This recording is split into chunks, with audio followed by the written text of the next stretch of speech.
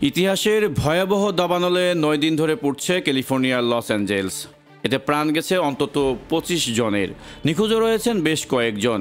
এ অবস্থায় প্রাণ বাঁচাতে ঘরবাড়ি ও ব্যবসা প্রতিষ্ঠান ছেড়ে পালাচ্ছেন আক্রান্ত এলাকার বাসিন্দারা। আর এই সুযোগ কাজে লাগিয়ে অনেকে ব্যস্ত হয়ে পড়েছেন চুরি ও লুটপাটে। দাবানলে পড়তে থাকা এলাকায় চুরি আর লুটপাট চালানোর ঘটনায় নতুন করে আরও ১০ জনকে আটক করা হয়েছে। এর মধ্যে ৩ জন ব্যক্তির বিরুদ্ধে ২ লাখ মার্কিন ডলারেরও বেশি অঙ্কের মালামাল লুটের অভিযোগ রয়েছে বলে জানিয়েছেন লস অ্যাঞ্জেলসের ডিস্ট্রিক্ট অ্যাটর্নি নাথান হুসম্যান।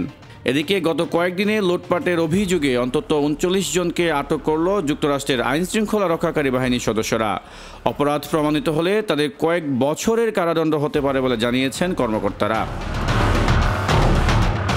বিভিন্ন এলাকা থেকে লুটপাট ও চুরির আরও অনেক অভিযোগ পাওয়া যাচ্ছে। এই অবস্থায় আরও শক্ত অবস্থানে যাচ্ছে স্থানীয় প্রশাসন। ইতিমধ্যেই যারা দাবানলের আগুনে সবকিছু হারিয়েছে তাদের অসহায়ত্বের সুযোগ নিয়ে আর ক্ষতি করবেন না, পুলিশের পক্ষ থেকে সতর্ক করা হয়েছে। আক্রান্ত এলাকা থেকে জনসাধারণকে সরে যাওয়ার আহ্বান জানিয়ে আগেই জরুরি অবস্থা জারি করা হয়েছে, যা কঠোরভাবে বাস্তবায়ন করা হচ্ছে বলে জানিয়েছেন প্রশাসনের কর্মকর্তারা। কেউ কারফিউ ভাঙলে তাকে ১,০০০ মার্কিন ডলার জরিমানা করা হবে বলেও জানিয়েছেন তারা। একে আজাদ, নিউজ 21, ন্যাশনাল ডেস্ক।